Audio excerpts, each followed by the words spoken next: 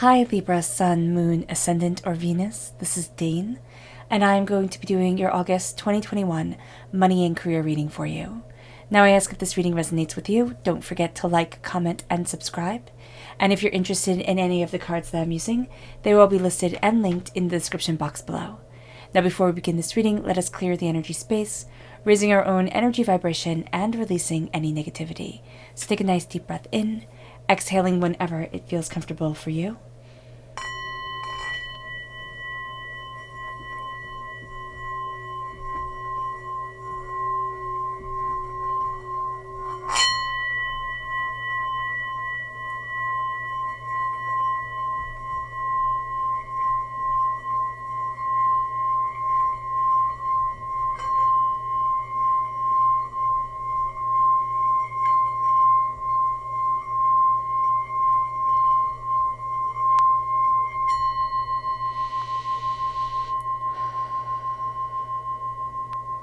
Releasing all negativity from the body like storm clouds. Letting yourself feel calm, centered, and at peace as we enter into this safe and loving space. Let's let the bowl sing as we see what the tarot has to say.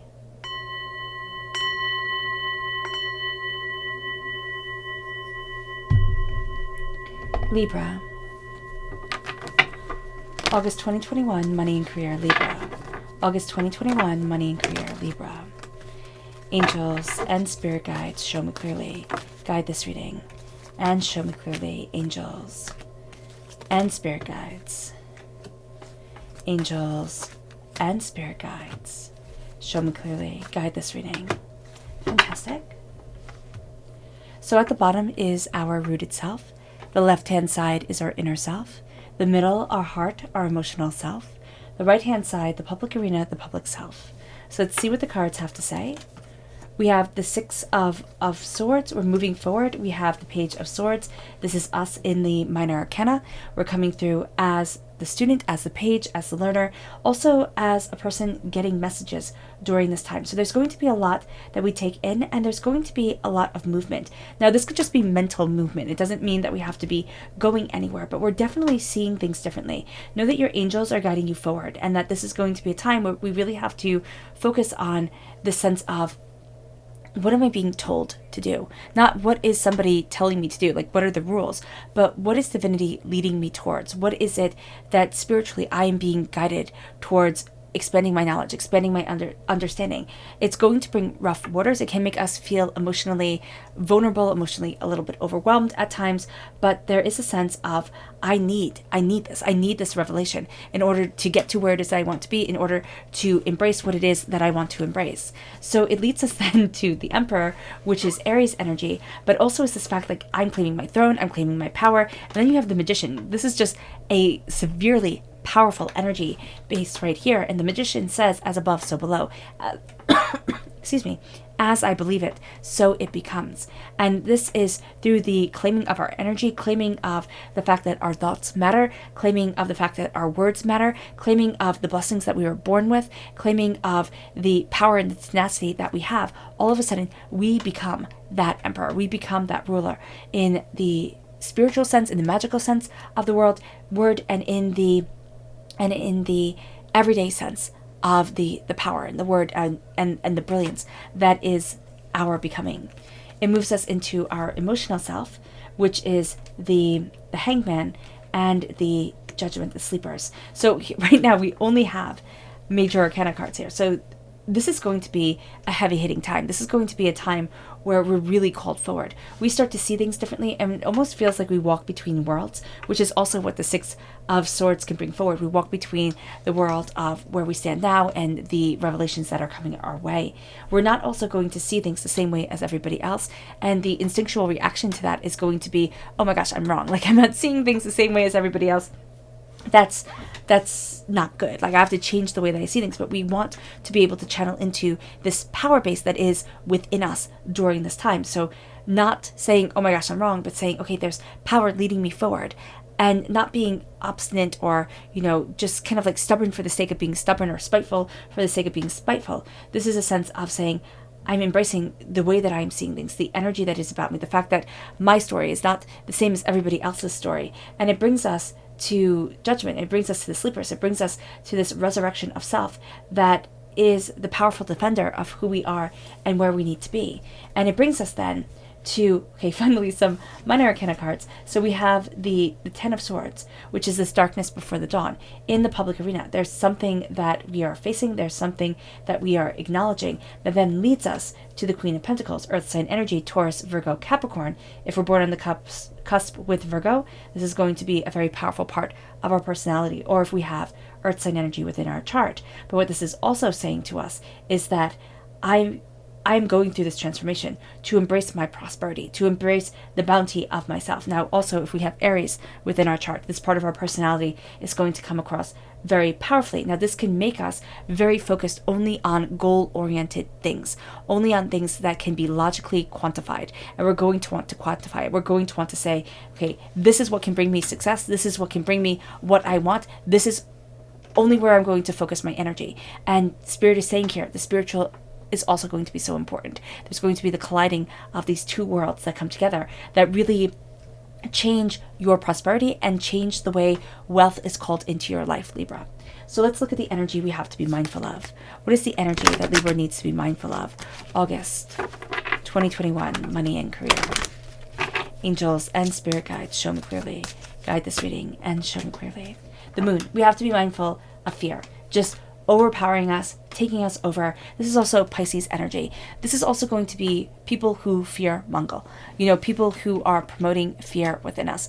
We have to step back. We have to say, okay, you know what? The subconscious and the conscious self is coming together. I'm seeing things in an open, honest way for what I desire, for what I need. I'm looking at things that make me afraid. I'm facing them and I'm moving forward from being stuck in fear, to having fear being a powerful ally to me, to be able to conquer things that I never thought I could conquer, move forward in ways that I never thought I could move forward.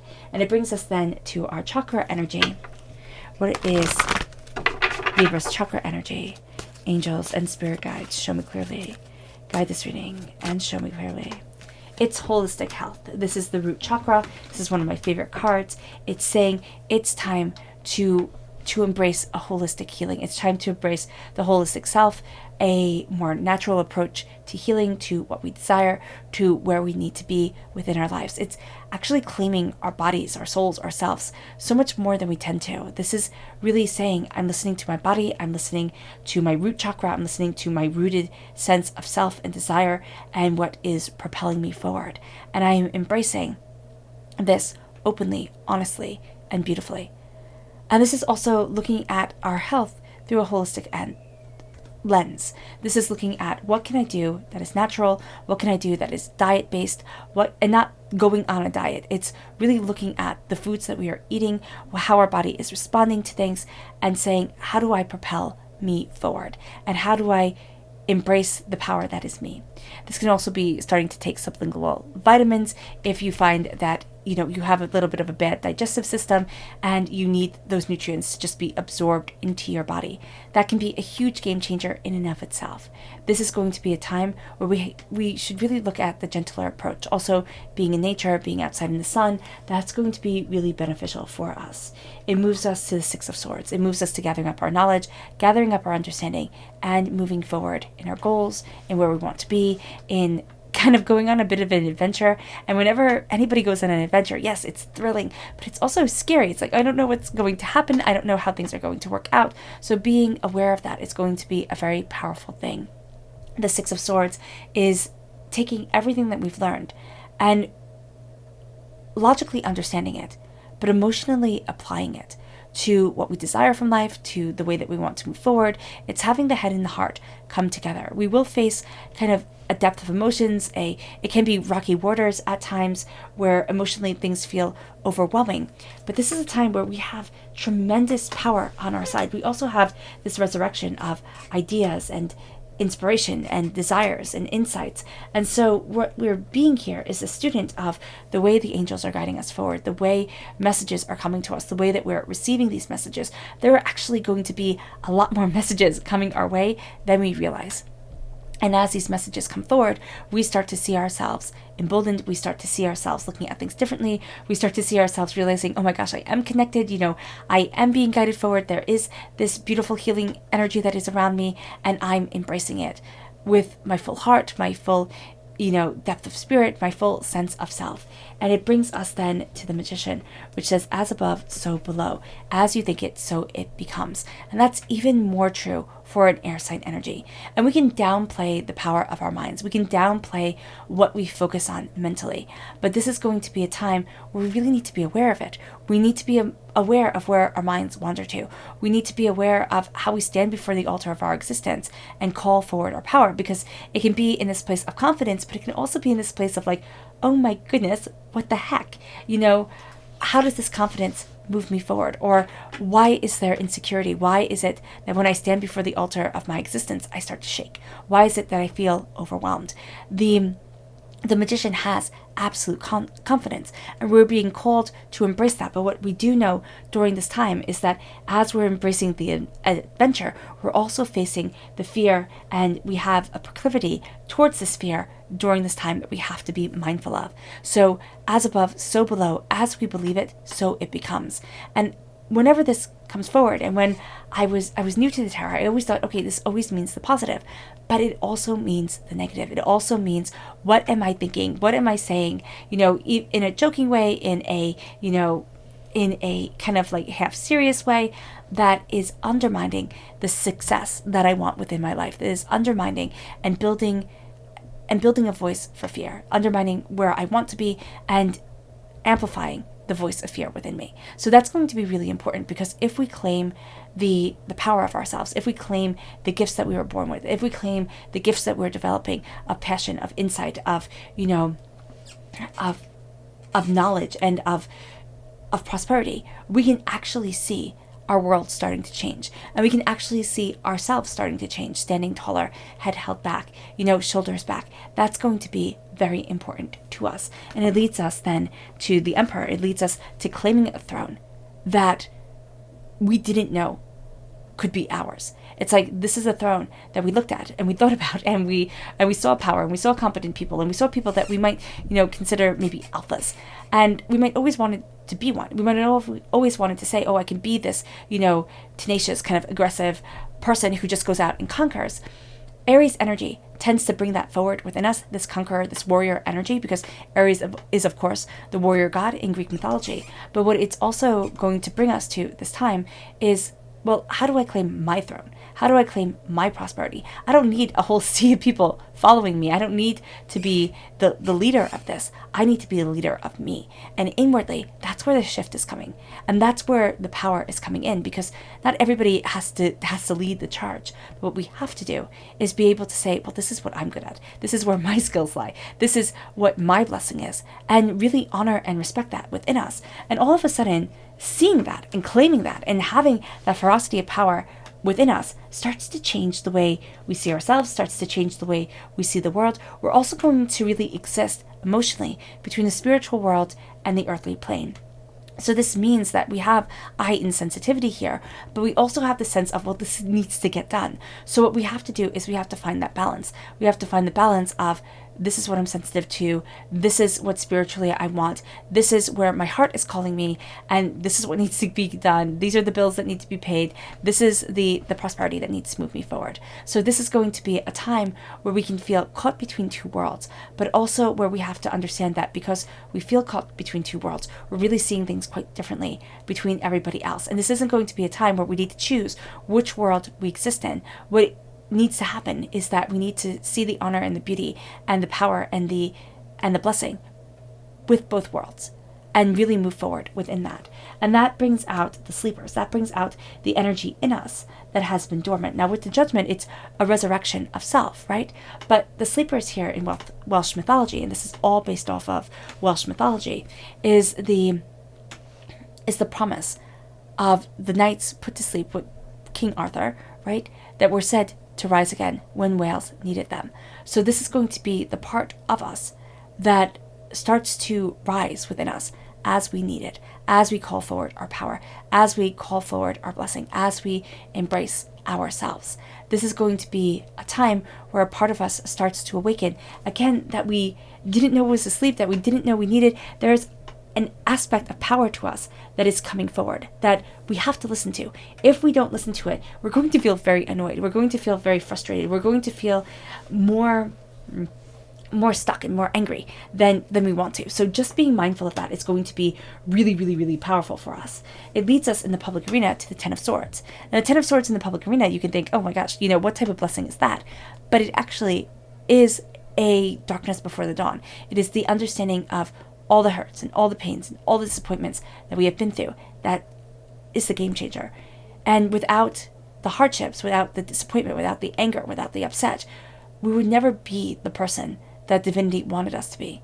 It's kind of like if you think of Siddhartha, who became the Buddha, right? Siddhartha was a prince who had everything. He was poverty and pain and age and everything was just kept for him. Everything was perfect. And then he saw it and it changed his life forever. And that's it. It's like when we come into this world, we don't know any of that.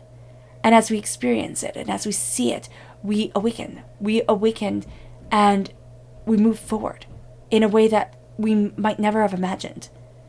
Okay, without understanding the pain, without understanding the knowledge that the world has to offer.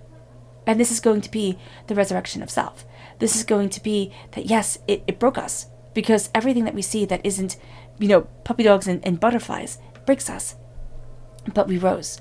We rose out of the darkness. We rose out of the doubt. We rose out of the fear. We rose out of the timidity into a fierce state of, this is me. Through every lesson that I have learned, through every disappointment that I have been through, it is now a weapon on my side. It is now a ferocity that has galvanized me in a way that I never would have been strengthened if I hadn't gone through it. And so we come to the end of a cycle when it comes to a lesson to be learned, a knowledge, a wisdom that is now a part of our lives. This is a wisdom that we have gained and captured and understand so much better. And it moves us then into the Queen of Pentacles, the Queen of Prosperity, the Queen of Bounty, the Queen of the bountiful harvest, of the nurturing of the crops, of the seeing things grow. This can also be very much so. This can be for a very specific person. If you are a caregiver, if you are a person who nurtures, okay, and you sit there and think, oh, well, that's not really a career, or I just raise my kids, or I just am raising children, or I am, doing something for the betterment of generations to come, or for a betterment of a generation. I'm taking care of these people. That is a nurturing. That is a prosperity that lasts. And you have to be aware of that. This is also going to be a time where we are aware of seeds that are being planted. We are aware of more happening than what initially meets the eyes. So do be mindful of that you can look at something and see it as maybe not being worth anything in the eyes of so many, but in the eyes of divinity, in the eyes of what is important. This is going to be absolutely something that you cannot walk away from. There's also going to be the sense of prosperity, bounty, power, insight, ideas that come forward. There's going to be new ideas that start to plant within your mind. Write them down, talk them into your phone. Do something that starts to move this forward, because you're going to see things really changing, and you're going to see yourself really embracing new bounties and new possibilities, and nurturing this. The nurturing energy that is around you can be abused by others. Okay, so that's going to be something you have to be mindful of. It can be taken advantage of. You might be seen as too agreeable. You might be seen as too nice. And unfortunately, people do want to prey on that. But what you're going to find here is that if you stick to the power of your inner self, which is this beautiful, fierce, powerful, prosperous, determined energy, I have a right to rule, that comes forward in the public arena as you are transformed. And this is saying, I don't have to be the actor upon the stage. I don't have to be center stage, but within myself, I am more than center stage. I am severely powerful. I'm severely determined. And that leads you forward to seeing things differently, to opening up new ideas, to calling forward wealth and prosperity and what you value as much as money in a way that actually kind of rocks your socks. It blows your mind. So that's going to be really cool. our subconscious energy to be mindful of is the Princess of Pentacles. It is going to be the sense of having somebody around us that is a princess about money, is a princess about, finances and success, and can be very, very demeaning in the way that they view things, and very much like, well, this is the only way to be successful. So that can aggravate you, but it can also kind of erode the confidence, because emotions do run high at times, and there is a powerful emotional sensitivity within the heart during this time. This is also going to be somebody who's like, well, why don't you do this? Like, why don't you, embrace this way of looking at things that's so drastic and so different? And that might not be right for you. Don't think just because it's different that it's going to be better. It sometimes can just be different and not better because of it. So do be mindful during this time, because you're going to want to change. You're kind of going to want to diversify things. And this is a time where, yes, you have to listen to yourself, but don't be talked into somebody. Don't be talked into something by somebody else who's a little bit too big for the britches. It then moves us to our subconscious chakra energy, which is Mother Earth, the Earth Star chakra. Connecting with the earth is going to be very important. This is also very much a sense of connecting with the Earth Mother energy, which we usually think is only healing and only nurturing, but it's also tempest. It's storms and hurricanes, and which is a storm, of course, and tornadoes and blizzards. And we have to understand that the human nature, the human power, is so much more, especially the Mother Earth power, or the sacred feminine power, is so much more than we initially think it is. It brings us then to our subconscious tarot message, which is the universe. The universe starts to open up to us. It's not just the world. It's the endless bounds of possibility. And we start to become this ethereal being. We start to embrace the sense of ourselves that doesn't have the boundaries that our body does. And it can be the soul side. It can be, the transcendental side. What we're going to see is an opening up. What we're going to see is the universe starts to become our playground. We start to push forward in ways that we never thought we would. We start to see the world in ways that we thought were off limits to us. And now there becomes a vaster space, a vaster power, and a vaster brilliance that is just, it's breathtaking. It really is. All right, Libra. I hope this reading has resonated with you. I wish you nothing but light, love, peace, and happiness. May harmony always be with you. I'm sending loving, healing energy to each and every one of you. I love you all, and stay safe. Let's end this reading with a meditation, a clearing away of negative energy, a raising of our positive energy as we embrace, the power and the bounty from that power that is to come. So take a nice deep breath in, exhaling whenever it feels comfortable for you.